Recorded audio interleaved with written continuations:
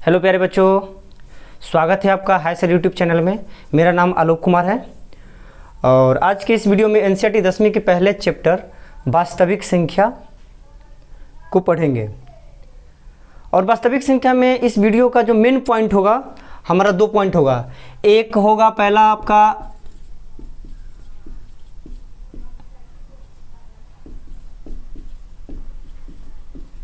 Euclid विभाजन प्रमेय का और दूसरा पॉइंट होगा आपका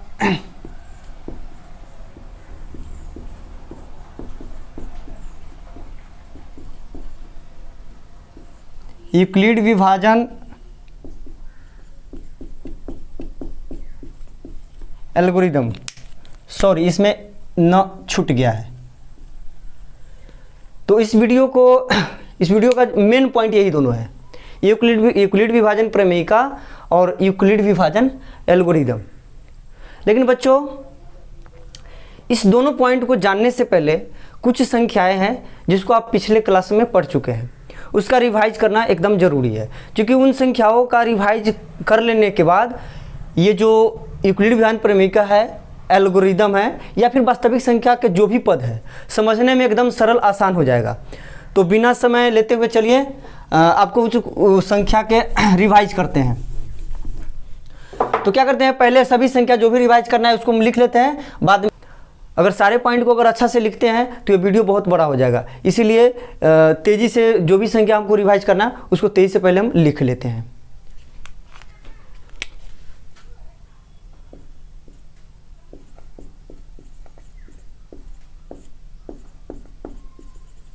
प्राकृत संख्या, इंग्लिश में इसे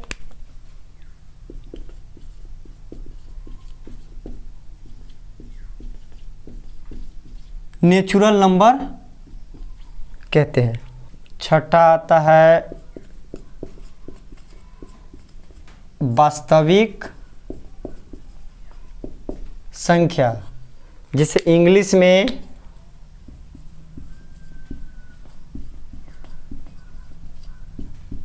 रियल नंबर कहते हैं। हाँ तो बच्चों, यही जो 5 पॉइंट है, 5 पॉइंट का हम यहाँ पर रिवाइज करेंगे। तो पहला आपका आता है प्राकृत संख्या। प्राकृत संख्या को इंग्लिश में नेचुरल नंबर कहते हैं। तो आप पिछली कक्षाओं में पढ़ चुके हैं कि प्राकृत संख्या किसे कहते हैं। कोई भी वस्तु को जो संख्या गिनने में यूज किया जाता है वो हमारा प्राकृत संख्या होता है। जैसे 1, 2, 3 से लेके अनंत तक। ये हमारा दशमलव में नहीं आता है। दशमलव में क्यों नहीं आएगा, जरा आप सोच के देखिए। कोई किसी वस्तु को आपको गिनने के लिए कहा जाए तो क्या आप उसको पॉइंट में गिनते हैं? जैसे पैरों की संख्या आपको गिनने के लिए कहा जाए तो आप पैर को ऐसे गिन सकते हैं कि ये 1 है, ये 1.5 पैर है, ये 2 पैर है, ये 2.5 है, ये 2.25 है, 3.5 है, दशमलव, ऐसा कुछ गिनने में आता है? पैर को छोड़ लीजिए, कोई भी वस्तु ले लीजिए, आपको जब गिनने के लिए कहा जाए तो हम 1, 2, 3, 4 ऐसे ही गिनते हैं। ना ही तो दशमलव में, ना ही तो बट्टे में, ऐसा कुछ नहीं गिनते हैं। तो कहने का मतलब गिनती की संख्या जो भी है वो हमारा प्राकृत संख्या है। गिनती की संख्या को हम प्राकृत संख्या कहते हैं। फॉर एग्जाम्पल 1, 2, 3, 4 से लेके हमारा कहाँ तक जाएगा? अनंत तक जाएगा। प्राकृत संख्या हमारा अनंत तक जाएगा। दूसरा जो रिवीजन का आपका पॉइंट है वो हमारा है पूर्ण संख्या।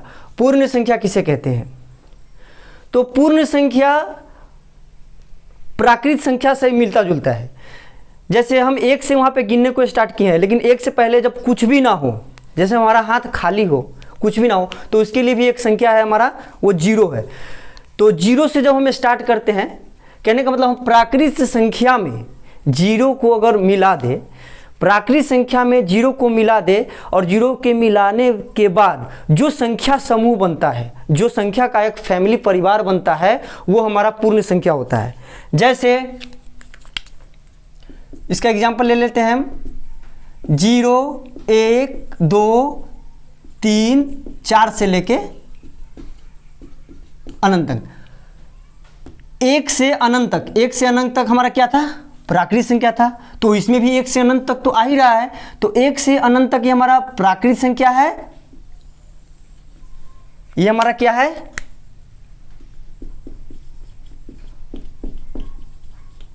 प्राकृतिक संख्या है, और प्राकृतिक संख्या में हम एक किसको जोड़ दिए हैं, एक जीरो को जोड़ दिए हैं। जो हमारा संख्या का एक नया समूह बना है जीरो से लेके अनंत, वो हमारा हो गया पूर्ण संख्या। अगला आपका आता है पूर्णांक संख्या। पूर्णांक संख्या जानने से पहले एक चीज यहां पे हम आपको क्लियर करते चलते हैं, जितने भी प्राकृतिक संख्या है वो हमारा पूर्ण संख्या होगा। कहने समझ गए, एक से अनंत तक जो प्राकृतिक संख्या है वो हमारा पूर्ण संख्या में होगा।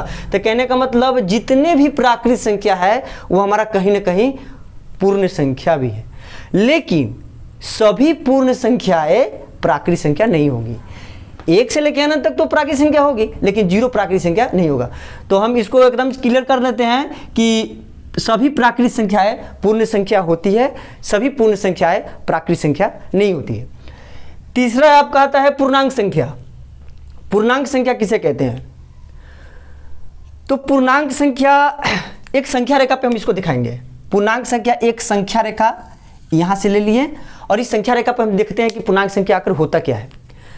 तो बच्चों, धनात्मक की सभी संख्याएं जो प्लस में है, धनात्मक की सभी संख्याएं 1 2 3 4 से लेके अनंत, यानी ये हमारा धनात्मक की संख्या है।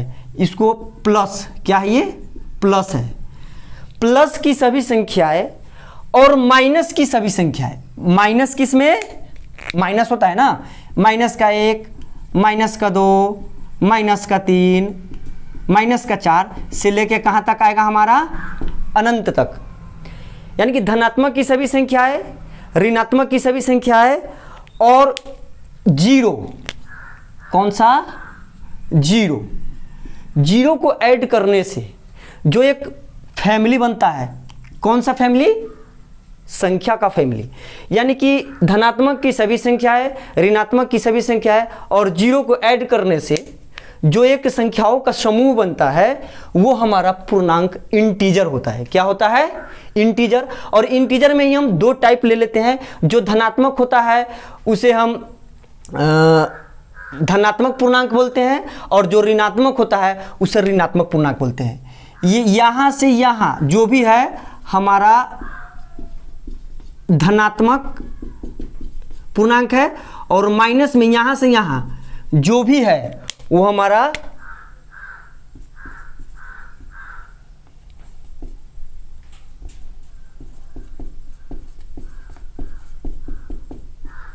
ऋणात्मक पूर्णांक है। समझ गए? अब इसको भी क्लियर कर लेते हैं। सभी पूर्ण संख्याएं जीरो से लेकर कहां तक है? अनंत तक है। जीरो से लेकर अनंत तक तो इसमें भी है। तो सभी पूर्ण संख्याएं पूर्णांक संख्या है, सभी प्राकृतिक संख्याएं पूर्णांक संख्या है, लेकिन सभी पूर्णांक संख्या ना तो प्राकृतिक संख्या है और ना ही तो पूर्ण संख्या है। तो चलिए अब अगला पॉइंट आता है परिमेय संख्या, रेशनल नंबर। रेशनल नंबर किसे कहते हैं? तो पिछले क्लास में 9th में आप पढ़े होंगे रेशनल नंबर, इरेशनल नंबर। तो रेशनल नंबर हम वैसी संख्या जिसे P/Q में लिखा जा सकता है, जिसे P/Q में लिखते हैं, वैसी संख्या जिसे P/Q के रूप में लिख सकते हैं, वैसी संख्या जिसे P/Q के में लिख सकते हैं वो हमारा परिमेय संख्या होता है। फॉर एग्जाम्पल 5, 4, 4.6 दशमलव की भी संख्या है हमारा प्राकृतिक संख्या होता है। क्या है कि दशमलव को भी हम पॉइंट अगर हटाएंगे तो इसको हम 40/10 लिख सकते हैं। यानी कि पॉइंट वाले संख्या जितने भी पॉइंट वाले हैं वो हमारा परिमेय संख्या होगा। चलिए एक इसको और अलग तरीके से सीखते हैं कि 5 को हम बटा में कैसे लिख सकते हैं। 5 को, जैसे कि 5 को हम 5/1 भी तो लिख सकते हैं, और इसी को 5 को हम 10/2 भी तो लिख सकते हैं। यहाँ 2 से हम जब 2 से डिवाइड करेंगे तो हमारे पास आंसर कितना आएगा? 5 ही तो आएगा। 5 को हम 25/5 भी तो लिख सकते हैं। 25 को जब हम 5 से डिवाइड करेंगे तो क्या हमारा आंसर आएगा?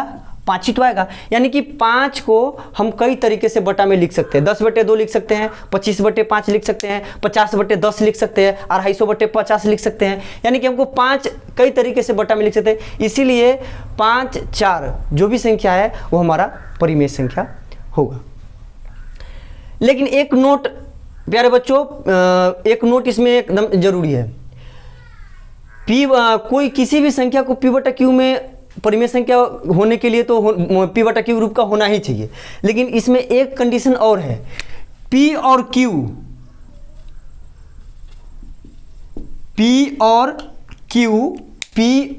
Q हमारा क्या होगा, पूर्णांक भी होना चाहिए। बटा में होने के साथ साथ, परिमेय संख्या होने के लिए बटा में होने के साथ साथ P और Q को पूर्णांक भी होना पड़ेगा, तभी जाके वो परिमेय संख्या होगा।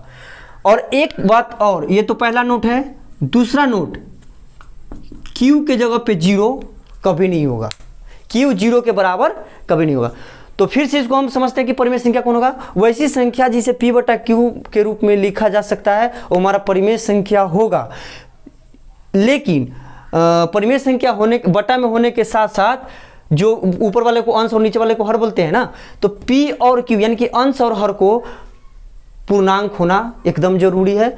और Q के जगह पे 0 नहीं होगा, यानी Q नॉट इक्वल टू 0, वैसी संख्या हमारा परिमेय संख्या होगा। अगला नंबर आता है अपरिमेय संख्या, इरेशनल नंबर। अपरिमेय संख्या किसे कहते हैं? तो अपरिमेय संख्या ठीक परिमेय संख्या के हम अपोजिट बोलेंगे। जैसे यहाँ पर क्या था, P/Q के रूप में लिख सकते हैं तब परिमेय संख्या, और P/Q के रूप में नहीं लिख सकते हैं तो अपरिमेय संख्या। इसको इस तरीके से P/Q के रूप में नहीं लिखा जा सकता है। अपरिमेय संख्या, इरेशनल नंबर P/Q के रूप में नहीं लिखा जा सकता है। जैसे √2, √3, √5, पाई एक्सेट्रा। कुछ बच्चों को परिमेय और अपरिमेय संख्या में डाउट हमेशा बना रहता है। डाउट क्या है, चलिए उसको समझते हैं कि डाउट क्या है। जैसे कि बच्चा कहते हैं कि सर यहाँ पर 5, 4 जो अपरिमेय संख्या लिखे हैं, तो परिमेय संख्या को इसको बटा में बनाने के लिए 5/1 लिख दिए, तो क्या √2/1 इसको भी तो बटा में लिख दिए। अब तो क्या ये परिमेय संख्या नहीं हो गया? √2/1 परिमेय संख्या हुआ कि नहीं हुआ? तो बच्चों, प्यारे बच्चों, इस डाउट को अब आज ही क्लियर कर देते हैं कि इसमें आपको डाउट, अब आज के बाद आपको डाउट होगा ही नहीं। यहाँ पर क्या बताया गया है, परिमेय संख्या कि बटा में होना चाहिए, P/Q रूप का होना चाहिए। लेकिन उसके साथ एक नोट भी लगा हुआ है, उसके साथ एक कंडीशन और जुड़ा हुआ है। वो कंडीशन क्या है कि P और Q को पूर्णांक भी तो होना है ना। P और Q को पूर्णांक भी होना है और Q 0 के बराबर भी नहीं होगा। अगर इस रूल को फॉलो करेगा तो वो परिमेय संख्या होगा। चलिए इसमें उस रूल को फॉलो जांच कर देखते हैं कि इस रूल, परिमेय संख्या वाला जो रूल है उसको ये फॉलो करता है कि नहीं करता है। फॉलो करेगा तो परिमेय संख्या होगा, हटा देंगे इसमें से, उसमें लिख देंगे। अगर रूल फॉलो नहीं करेगा तो बस ये हो जाएगा, आपको मानना पड़ेगा कि यह परिमेय संख्या है। तो देखते हैं क्या कहा गया है कि P और Q को पूर्णांक होना जरूरी है। तो चलिए देखते हैं इसमें P और Q पूर्णांक है। तो जरा यहाँ पे देखिए कि एक हमारा पूर्णांक है। एक क्या है? पूर्णांक है। लेकिन √2 पूर्णांक है। देखिए पूर्णांक संख्या में कि रूट वाले ऐसे कोई संख्या है जो पूर्णांक में आते हैं? नहीं आते हैं। तो सिंपल सी बात कि ये हमारा पूर्णांक नहीं है। और जब पूर्णांक नहीं है तो परिमेय संख्या कहाँ से होगा? अपरिमेय संख्या ना होगा, तो ये हमारा क्या हो गया? अपरिमेय संख्या होगा। दूसरा पॉइंट, दूसरा जो दुविधा बच्चों के मन में रहता है कि सर ये पाई का मान अमूमन कितना लिखते हैं हम लोग? 22/7। तो बच्चा का ये भी डाउट रहता है कि पाई का मान तो 22/7 लिखते हैं, तो सर 22/7 तो ये तो बटा में है, परिमेय संख्या होने के का ये रूल भी फॉलो कर रहा है। 22 भी पूर्णांक है और 7 भी पूर्णांक है, तो फिर 22/7 पाई का मान हम लिखते हैं, 22/7 हमारा परिमेय संख्या है, तो फिर पाई हमारा अपरिमेय संख्या क्यों है? ऐसा भी डाउट होता है। तो प्यारे बच्चों, इस डाउट को आज ही क्लियर कर लीजिए। ये जो पाई का मान 22/7 है ना, ये इसका एग्जैक्ट मान नहीं है, ये हमारा ये लगभग मान है। क्या है? लगभग मान है। पाई का मान 22/7 क्या है? लगभग मान है। आपको जांचना है तो 22 में 7 से आप भाग दे के देख लीजिए, दशमलव में करते जाइए, देखिए कि कटता है कि नहीं कटता है। अगर कट जाएगा तो आप हटा दीजिएगा यहाँ से, उसको उसमें रख लीजिएगा, पाई को भी परिमेय संख्या बोलिए, लेकिन ये प्यारे बच्चों कटेगा नहीं। ये हमारा लगभग मान है। लगभग मान है इसीलिए पाई हमारा जो उसका दशमलव प्रसार अशांत होता है, पाई का दशमलव प्रसार जैसे 22/7 का दशमलव प्रसार अशांत होता है, ये कटेगा नहीं, इसीलिए पाई को हम अपरिमेय संख्या की श्रेणी में समूह में रखते हैं। आई होप आप लोग अच्छा से समझ गए होंगे परिमेय संख्या और अपरिमेय संख्या को।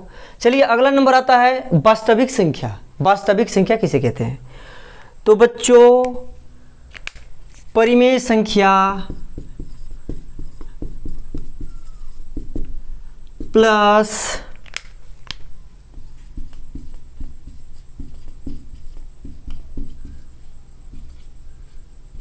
अपरिमेय संख्या, परिमेय संख्या अपरिमेय संख्या के समूह को वास्तविक संख्या कहते हैं। सभी परिमेय संख्याएं, सभी अपरिमेय संख्याएं, दोनों को एगो घर में रख दो, समूह इसका बना दो, हो गया वास्तविक संख्या।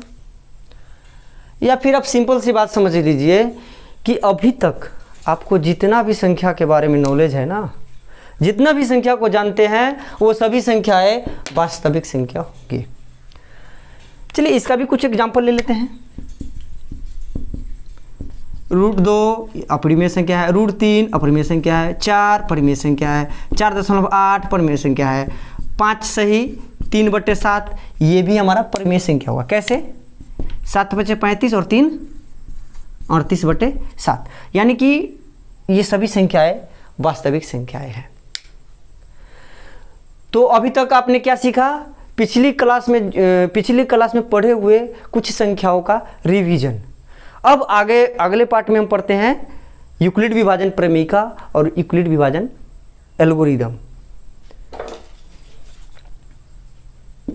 जो कि पहला है यूक्लिड विभाजन प्रमेयिका। यूक्लिड विभाजन प्रमेयिका को समझने के लिए पहले दो संख्या के साथ कुछ उदाहरण से आपको मैं समझाता हूँ, आप समझिए, आपको अच्छा से समझ में आएगा। जैसे दो संख्या हम लेते हैं, एक लेते हैं 45 और एक लेते हैं 6। मैंने दो संख्या यहाँ पर लिए 45 और 6। 45 और 6 के सहायता से हम यूक्लिड विभाजन प्रमेयिका आसानी से समझ जाएंगे। बस आप स्किप नहीं कीजिएगा, अच्छा से बातों को, चीज़ों को समझिए। जैसे 45 को हम यहाँ 6 से भाग करेंगे, 45 को 6 से भाग करेंगे, ये हमारा होगा सही तरीका। कौन सा तरीका? सही तरीका। एक हम करेंगे गलत तरीके से भाग, सेम संख्या 45 और 6 का हम एक सही तरीके से भाग करेंगे और एक गलत तरीके से भाग करेंगे। बस अब चीज़ों को समझते जाइए। अभी आप कन्फ्यूजन मन में ये मत डालिए कि सही तरीका से गलत तरीका से भाग हम क्यों करेंगे। आपका इसको प्रभाव आपको लास्ट में देखने को मिल जाएगा। हम जो आपको समझाना चाह रहे हैं, जो मेरा मेन मोटिव है गलत और सही तरीका बनाने से आपको एक चीज़ों को समझाना है, बस ये मोटिव। अब बस अब देखते जाइए, अब लास्ट में आप खुद आपको विश्वास होने लगा कि हाँ मैं समझ गया। जैसे सही तरीका से हम इसको भाग करते हैं, तो सही तरीका से भाग करेंगे तो यहाँ पे कितने मरते लगेगा? 6 7 42, 5 में से 2 आया तो 3, 4 4 0। ये हमारा क्या हो गया? शेष। अब हम करते हैं गलत तरीका से भाग। यहाँ पे 7 मरते लगाए, अब गलत तरीके से आप कुछ भी लगा दीजिए। 7 के बदले अब यहाँ पे 6 मरते लगा के देखिए, 5 मरतबे लगाइए, 4 मरतबे लगाइए, 3 मरतबे लगाइए, 2 मरतबे लगाइए, यानी कि गलत तरीके से आपको भाग बनाना है। तो यहाँ पे आपको कोई बाउंडेशन नहीं है कि आपको 6 से ही लगाना है, आप 5 से भी लगा दीजिए, वो आपके ऊपर निर्भर करता है। चलिए हम यहाँ पे 6 से लगाए हैं, आप अपना दूसरा कुछ लगा लीजिएगा। तो 6 1 36, 15 में से 6 गया तो 9 और 4 में से 3 गया तो 1। तो यहाँ पर शेषफल क्या आया, सॉरी 15 में से 6 गया तो 9 और 3 में से 3, यहाँ पे 0 होगा। यहाँ पे हमारा शेषफल कितना आया, 9। ये क्या हमारा है, सही तरीका, और ये हमारा क्या है, गलत तरीका।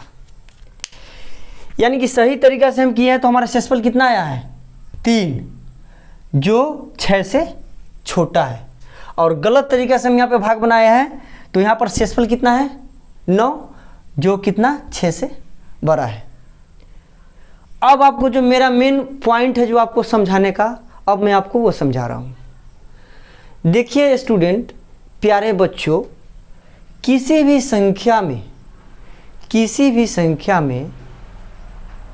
किसी भी दो संख्या, जो बड़ी वाली संख्या को हम भाज्य बोलते हैं, क्या बोलते हैं, भाज्य बोलते हैं, और जो इस साइड में होता है उसको हम भाजक बोलते हैं, और इस साइड में जो होता है उसको हम भागफल बोलते हैं। चलिए लिख देते हैं।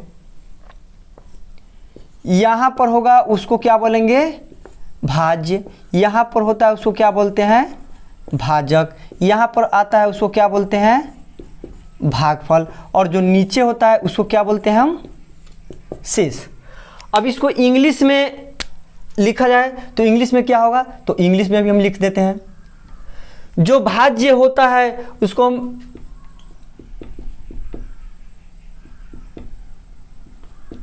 डिविजिबल बोलते हैं, जो भाजक होता है हमारा वो क्या होता है, डिवाइजर होता है, जो यहाँ पे होता है उसको हम कोसेंट बोलते हैं, और जो नीचे आता है वो हमारा रिमाइंडर होता है, ठीक ना। चलिए अब मेन पॉइंट पे फिर से वापस आते हैं। एक सही तरीका से भाग किए, एक गलत तरीका से भाग किए। सही तरीका से हम भाग किए हैं तो हमारा जो शेषफल आया है वो भाजक से कम आया है। गलत तरीका से भाग किए हैं तो जो हमारा शेषफल आया है वो भाजक से हमारा क्या आया है, ज़्यादा है। चलिए एक और संख्या ले लेते हैं। यहाँ पे हम 40 में एक सही तरीका से भाग करते हैं 15 से, और ठीक 40 में ही एक भाग हम और करते हैं, वो हमारा होगा गलत तरीका, ठीक ना। तो सही तरीका से भाग करेंगे तो यहाँ पर क्या आएगा, 15 दूनी 30, और गलत तरीका से भाग करेंगे तो यहाँ पर क्या आएगा, 15 दूनी 30 हम करवे नहीं करेंगे तो हम 15 यहाँ पर कर देते हैं, क्योंकि 2 मरतबे ही है। तो यहाँ पर कितना आया, 10 में से 5 गया तो 5, और 3 में से क्या आया तो 2। तो यहाँ पर भी क्या आया है, सही तरीका से हम भाग किए हैं तो हमारा शेषफल क्या हुआ है कि भाजक से छोटा है, और गलत तरीका से भाग हम किए हैं तो यहाँ पर शेषफल हमारा क्या है, भाजक से बड़ा है। कहने का मतलब आप समझ जाइए, मेरे कहने का मतलब यही है कि कभी भी जब बड़ी संख्या में छोटी संख्या से भाग दिया जाएगा, अगर भाग हम सही तरीका से भाग करेंगे तो किसी भी केस में भाजक से शेषफल बड़ा नहीं होगा। एकदम ये रामबाणी समझ लीजिए कि किसी भी कीमत पे अगर भाग हमारा सही होगा तो भाजक से शेषफल बड़ा नहीं होगा, और गलत तरीका से यहाँ पे तो बड़ा हो गया है तो वैसे ही गलत तरीका से भाग कीजिएगा तो शेषफल बड़ा आएगा, ठीक ना। अर्थात मेरे कहने का मतलब ये है, अगर भाज्य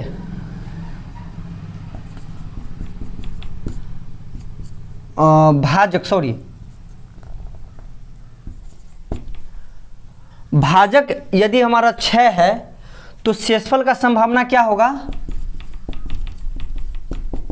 शेषफल अगर भाजक हमारा 6 है तो संभावित जो शेषफल होंगे वो 6 नहीं होगा, लेकिन 6 से छोटा कुछ भी हो सकता है। 6 से छोटा कहने का मतलब 5, 4, 3, 2, 1, 0। सही तरीका, गलत तरीका, भाग से हम आपको ये बताना चाहते हैं कि शेषफल कभी भी भाजक से बड़ा नहीं होगा। यहाँ पे कुछ भी दिया रहा है, अगर यहाँ पे 6 है तो 6 नहीं होगा, लेकिन 6 से छोटा कुछ भी हो सकता है। ये 15 है तो 15 नहीं होगा, 15 से छोटा कुछ भी हो सकता है, लेकिन 15 के बराबर कभी नहीं जाएगा। अर्थात इसको हम कह सकते हैं, हम ये कह सकते हैं कि जो हमारा शेषफल होगा या तो 0 के बराबर होगा। क्या होगा? 0 के बराबर होगा, न तो 0 से बड़ा होगा। समझ गए? शेषफल या तो 0 हो सकता है या तो 0 से ज़्यादा होगा, लेकिन ये जो r है, रिमाइंडर, शेषफल भाजक से हमेशा छोटा होगा। क्या होगा? शेषफल हमारा क्या होगा? भाजक से छोटा होगा। इसको हम ऐसे लिख सकते हैं कि 0 है वो या तो r के बराबर होगा, नहीं तो r से 0 से बड़ा होगा, और ये जो r होगा शेषफल होगा, r से हमेशा बड़ा होगा भाजक। ठीक ना? यही हमारा, तो इसको हम इससे पहले भी आप पढ़ चुके होंगे कि भाज्य, एक फॉर्मूला होता है, भाज्य बराबर भाजक गुणे भागफल जोड़ शेष। ये आपने पढ़ा होगा, थोड़ा दिमाग को जोड़ डालिए कि ये आपने पढ़ा है कि भाज्य बराबर भाजक गुणे भागफल जोड़ शेष। तो ये जो आपका यूक्लिड विभाजन प्रमेयिका है ना, सेम यही है। यूक्लिड विभाजन प्रमेयिका में जो भाज्य है ना, भाज्य को ए से डिनोट किया गया है। किससे? ए से। भाजक को बी से डिनोट किया गया है और भागफल को क्यू से डिनोट किया गया है और शेषफल को आर से डिनोट किया गया है। यही तो है हमारा यूक्लिड विभाजन प्रमेयिका।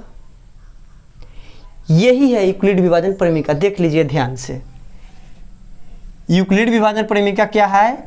ए बराबर बी क्यू प्लस आर, जहाँ पे ये वाला रूल इसमें फॉलो करेगा। ये रूल आप समझ गए ना कि 0 शेषफल के या तो बराबर हो सकता है, नहीं तो शेषफल से छोटा होगा, लेकिन जो शेषफल होगा सदैव हमेशा भाजक से छोटा होगा। ठीक है ना? तो यही रूल यहाँ पे फिर लिख देंगे, जहाँ 0 या तो बराबर होगा r के, नहीं तो r से छोटा होगा, और जो r होगा हमेशा किससे छोटा होगा? b से। यही हमारा है यूक्लिड विभाजन प्रमेयिका। चलिए इसको थोड़ा साबित करके आपको बता देते हैं कि यहाँ पर a का मान कितना था? 45। a का मान कितना था? 45। b का मान कितना था? 6। b का मान कितना है? 6। और q का मान क्या है? 7। और r का मान कितना है? 3। 6 7 जा 42 और प्लस 3, 42 प्लस 3 इक्वल टू 45। आपका 42 सिद्ध हो गया ना? तो यही भाज्य बराबर भाजक गुणे भागफल जोड़ शेष हमारा होता है यूक्लिड विभाजन प्रमेयिका। बस यहाँ पर थोड़ा सा नाम चेंज हो गया है। यहाँ पर भाज्य हमको ए देखने को, भाज्य के रूप में ए देखने को मिलेगा, भाजक बी के रूप में देखने को मिलेगा, भागफल क्यू के रूप में देखने को मिलेगा, और शेष आर के रूप में देखने को मिलेगा। तो जो एनसीईआरटी के बुक में जो इसका परिभाषा दिया गया है यूक्लिड विभाजन प्रमेयिका, चलिए उस परिभाषा को थोड़ा देख लेते हैं कि वो परिभाषा आखिर है क्या। इसको इरेज कर देते हैं।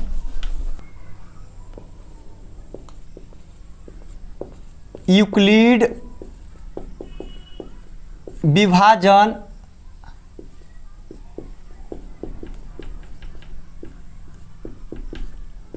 प्रमेयिका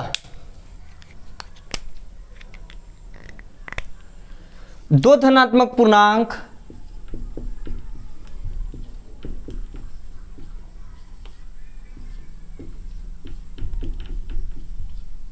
दो धनात्मक पूर्णांक ए और बी दिए रहने पर, ए और बी दिए रहने पर ऐसी अद्वितीय पूर्ण संख्याएं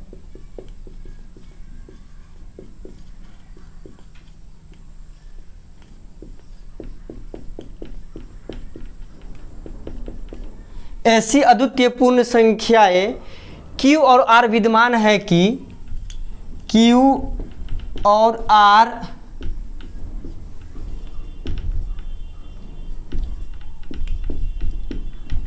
विद्यमान है कि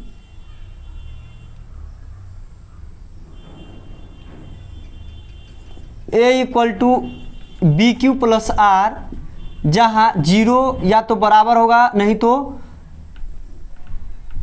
रिमाइंडर आर से छोटा होगा और आर होगा हमेशा बी से छोटा होगा। तो ये जो ए और बी है, ये ए और बी क्या है, धनात्मक पूर्णांक है, और क्या है, क्यू और आर है जो हमारा पूर्ण संख्याएं हैं, अद्वितीय पूर्ण संख्याएं, ठीक ना। तो सिंपल सी बात, इस अब ये आपको समझ में नहीं आता है ना, तो आप इतना ही जान लीजिए कि भाज्य और भाज्य गुणे भागफल जोड़ शेष जो होता है, जो इस पहले भाग की विधि द्वारा सिखाए हैं, ये हमारा है यूक्लिड विभाजन प्रमेयिका।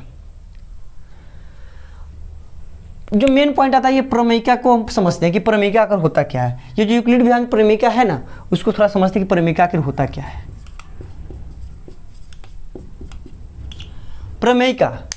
प्रमेयिका एक सिद्ध किया हुआ कथन होता है।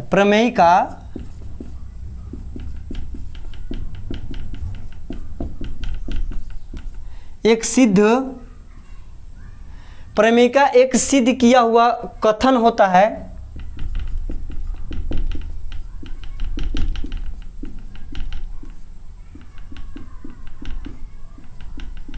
प्रमेयिका एक सिद्ध किया हुआ कथन होता है और इसे एक अन्य कथन को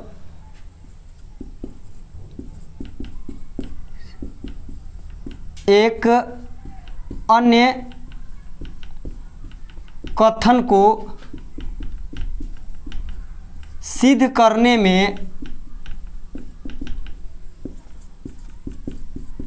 प्रयोग किया जाता है। अर्थात कहने का मतलब, ये जो a equal to B Q plus R है ना, ये क्या है, हमारा एक सिद्ध किया हुआ कथन है।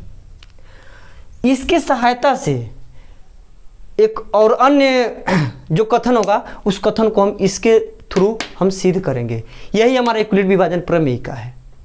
कितना सिंपल सा था, भाज्य और भाज्य गुणे भागफल जोड़ शेष, अब तो पहले भी पढ़े हुए हैं, बस यहाँ पे नाम चेंज है, कुछ नाम तो नाम को हम ध्यान में रख लेंगे कि a equal to B Q plus are, जहाँ पे ये हमारा भाज्य है, बी भाजक है, क्यू हमारा, चूँकि क्यू कोसेंट होता भी है, भागफल है, और आर रिमाइंडर हमारा शेष है।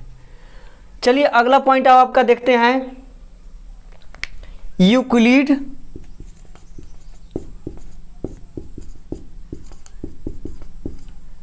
विभाजन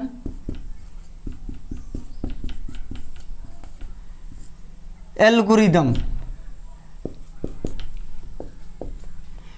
यूक्लिड विभाजन एल्गोरिदम होता क्या है? तो सबसे पहले यूक्लिड विभाजन एल्गोरिदम के बारे में जान लेंगे कि ये किसके नाम पे रखा गया है।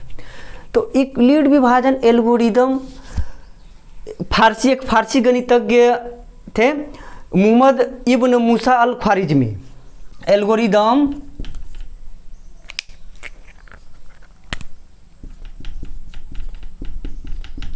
सुपरिभाषित चरणों की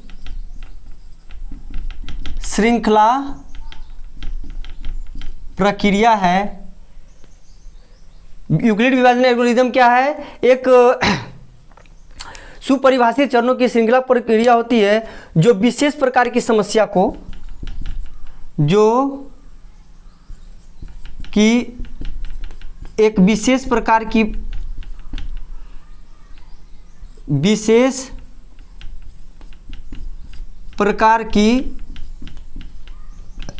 समस्या को, विशेष प्रकार की समस्या को हल करने की विधि है।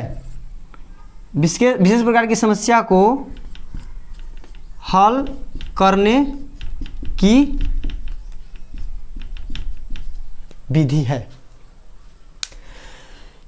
यूक्लिड विभाजन परिमिका आप अच्छा से समझ गए। यूक्लिड विभाजन एल्गोरिदम क्या है? एक सुपरिभाषित चरणों की श्रृंखला है, श्रृंखला प्रक्रिया है जो कि एक विशेष प्रकार की समस्या को हल करने की विधि है। चलिए यूक्लिड विभाजन एल्गोरिदम से इसके विभिन्न चरणों के बारे में भी समझते हैं।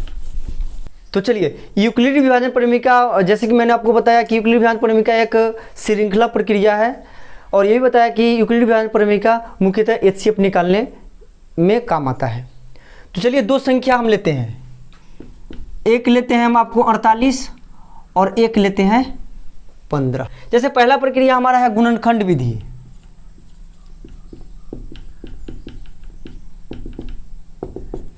क्योंकि आप जानते हैं गुणनखंड विधि से में क्या करते हैं कि 48 और 15 का हम लघुत्तम LCM निकालेंगे। 48 का 2 में से 24, 2 से 12, 2 से 6, 2 से 3। ठीक उसी प्रकार से अब यहाँ पर 15 का हम निकालेंगे। 15 का 2 से लगेगा नहीं, 3 से, 3 5 15, 5 से 1। अब इसको हम यहाँ पर लिखते हैं 48 का जो भी गुणनखंड है 2 गुने 2 गुने 2 गुने 2 गुने 3। अब हम लिखेंगे 15 का गुणनखंड, 15 का क्या है 3 गुने 5। अब HCM निकालने के लिए करते क्या है कि जो दोनों में मिलता है, जो दोनों में कॉमन है वही हमारा तो HCF होता है। अब चलिए देखते हैं कि दोनों में कॉमन क्या है। 2 नहीं मिला, 2 नहीं मिला, 2 नहीं मिला, 2 नहीं मिला और 5 भी नहीं मिला, यानी कि एक मिलता है, एक 3 इसमें और एक 3 इसमें।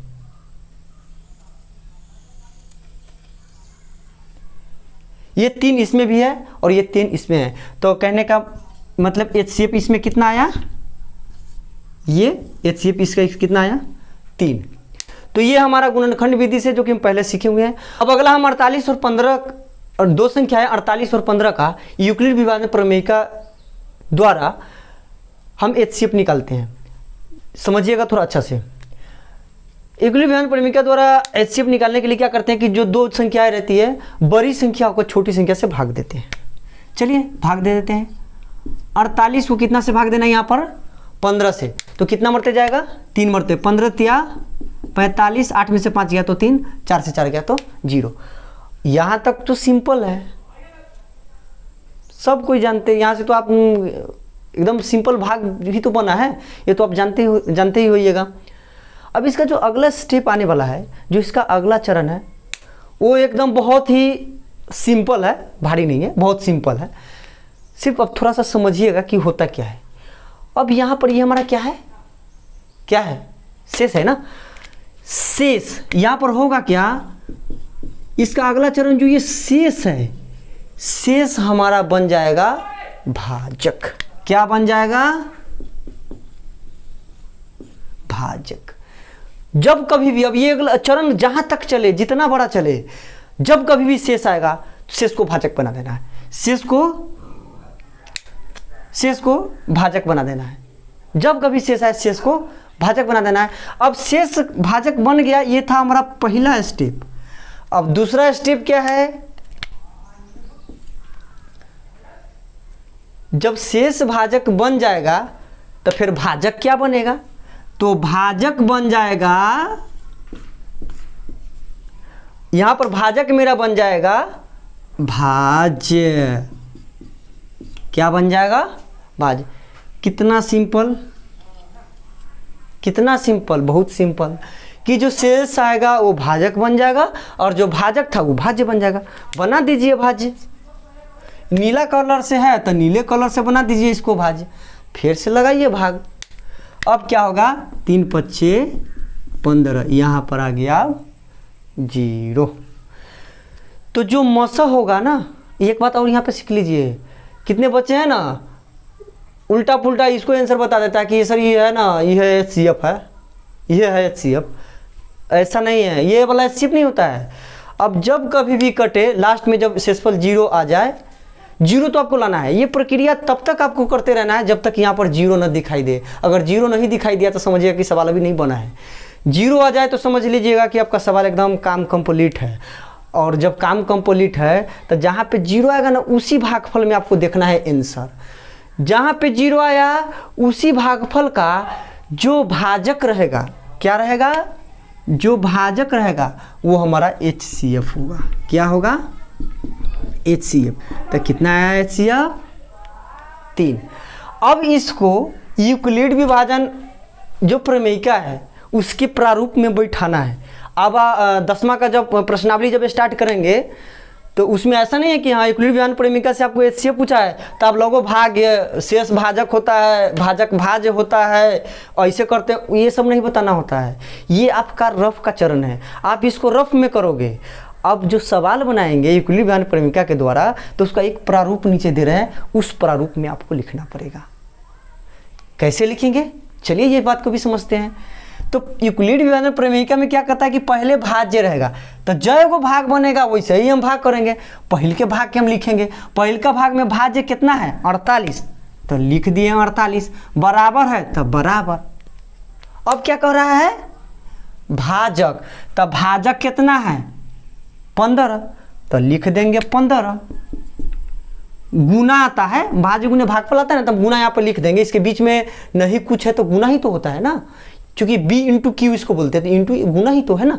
तो 15 गुने अब Q कोसेंट, यहाँ पर कोसेंट कितना था 3 था। लीजिए लीजिए और आसान कर लीजिए। ई A है, ई B है, ई Q है, ई R है। इस वाला भाग में फिर यहाँ पे चेंज हो जाएगा, समझ गए ना। तो 48 इक्वल टू 15 गुने 3। अब शेषफल कितना आया है 3। अब ये जितना भाग है ना उतना चरण यहाँ पर लिखाएगा, तो इस वाले भाग का चरण हम लिख दिए।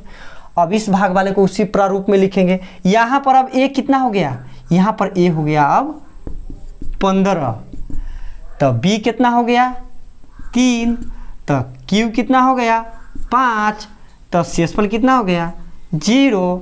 अब 0 तो यहाँ पर जो B आएगा वही हमारा आंसर हो जाएगा। ये हमारा B वाला आंसर हो जाएगा।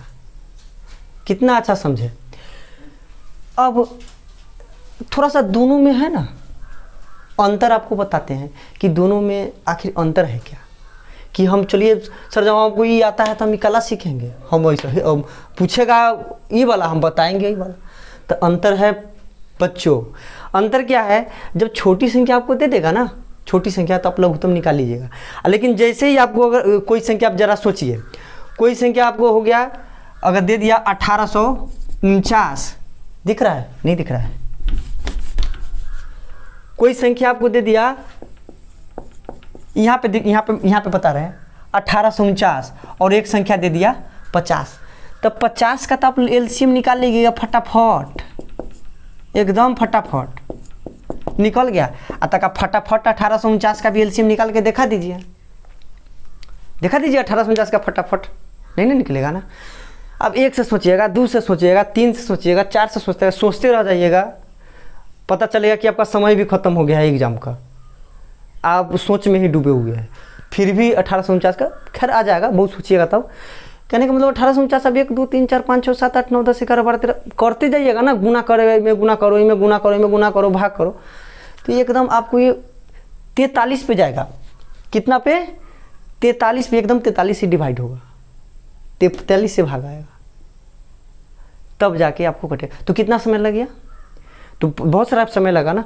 इसी को हल्का करने के लिए यूक्लिड विभाजन प्रमेय का हम यूज करते हैं। यूक्लिड विभाजन प्रमेय में ऐसा कुछ नहीं, हमको तो सिर्फ भाग करना है, शेषफल निकालना है, फिर शेषफल को हमको भाजक बनाना है, भाजक को भाज्य बनाना है, फिर शेष निकालना है, फिर यही प्रक्रिया चलते रहेगा। इसी प्रक्रिया को हम यूक्लिड विभाजन एल्गोरिदम कहते हैं। इसी प्रक्रिया को हम क्या कहते हैं, ये सारे प्रकरण को, ये जो सारा प्रक्रिया जो चला है ये हमारा है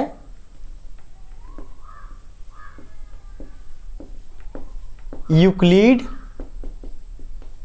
विभाजन एल्गोरिदम, यही हमारा यूक्लिड विभाजन एल्गोरिदम है। तो प्यारे बच्चों, आज का सेशन यहीं पे ख़त्म होता है। अगर आज के सेशन में कोई आपको क्वेरी हो, कोई ऐसा पॉइंट हो जो आपको समझ में नहीं आया हो, तो आप क्वेरी हम मेरे व्हाट्सअप जो कि दिए गए व्हाट्सअप पे आप अपना क्वेरी भेज सकते हैं। मैं भरसक प्रयास करूंगा कि आपके क्वेरी को सॉल्व करूं।